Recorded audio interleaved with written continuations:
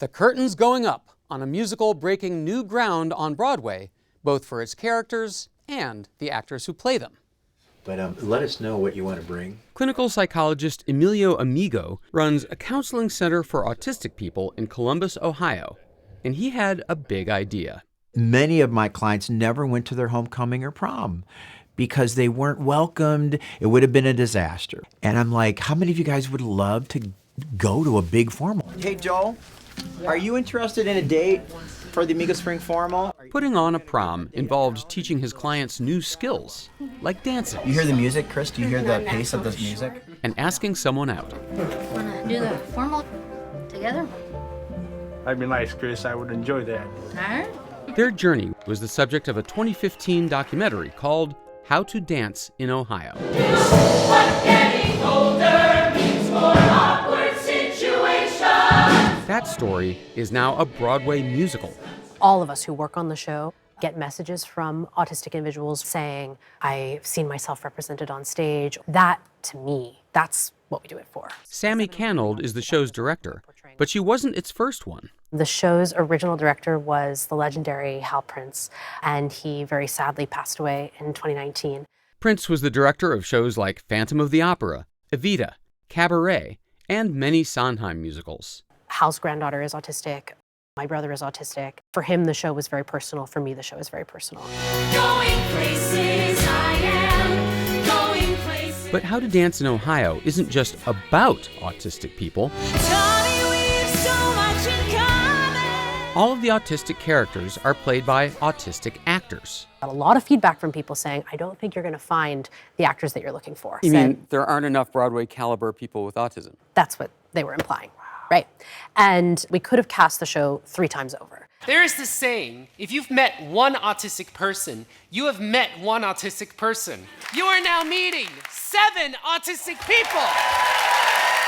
Ashley Wool, Imani Russell, and Liam Pearce are among them. I think you picked the perfect 3 people because all 3 of us are so Very, different. very different, yeah. I was diagnosed to be on the spectrum when I was 5. I was a junior in college, May of 2021. When I was really excited because I finally had a word for something that I think I knew about myself internally for a long time, but I didn't have the language for. Autism comes in a huge variety of forms. It's described as a spectrum for a reason. The great enemy of someone who's autistic is social anxiety and anxiety. And that comes from, I don't know what to expect, I don't know what I'm supposed to do, I don't know what to say.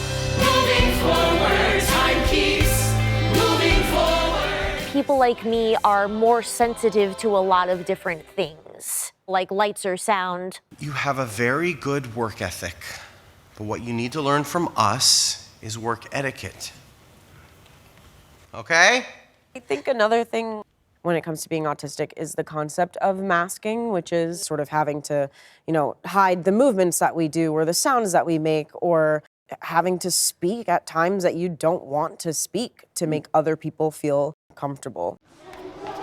The actors were encouraged to blend their own expressions of autism with their characters. Sammi Cannold, our director, was very open and supporting of being like, if you on stage feel the need to let out your energy or show your excitement in your own individual physical ways that you do outside of this rehearsal space, feel free. The rehearsal process offered unusual accommodations for the cast and crew. Someone will say, I have a sensitivity to scented soap, and then our company management team will say, okay, we're going to replace all the scented soap in the building with unscented soap. And so it's hundreds of little things like that. For autistic showgoers with sensory sensitivities, the show offers cool-down areas, sunglasses, and headphones.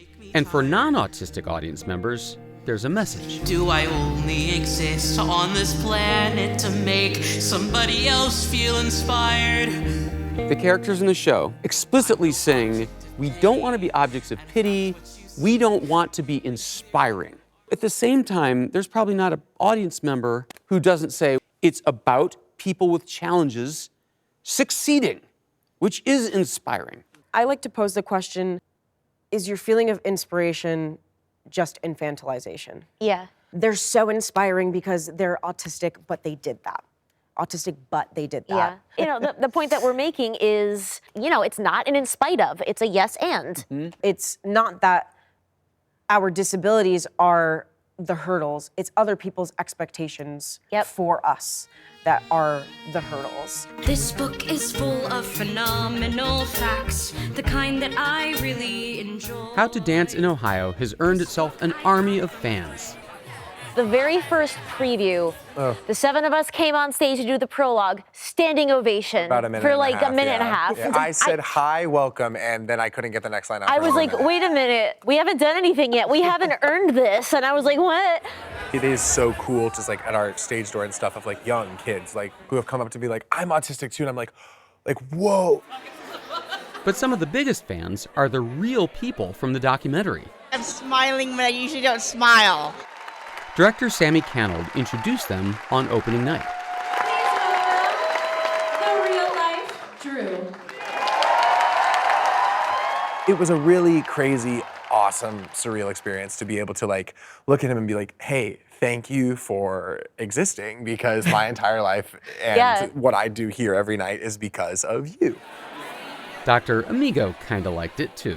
You've seen the show, have you? Yes, a few times. If I'm counting right, it's about 13. Do you think the documentaries and the Broadway show help your clients in any way? Every day. Because it's a story about them. It builds our self-esteem, it builds our sense of significance. Knowing I'm throwing my best chance away if I... So on the great spectrum of art, when we look back historically, what will this show have represented? Oh, How to Dance in Ohio. That was one of That was the a turning beginnings. point. Yeah, that was one of the beginnings. I hope that in 10 years, it's no longer a big deal that there's 7 autistic actors in a cast. Like, okay, so what? That's great. Let's go. Let's start working on a play.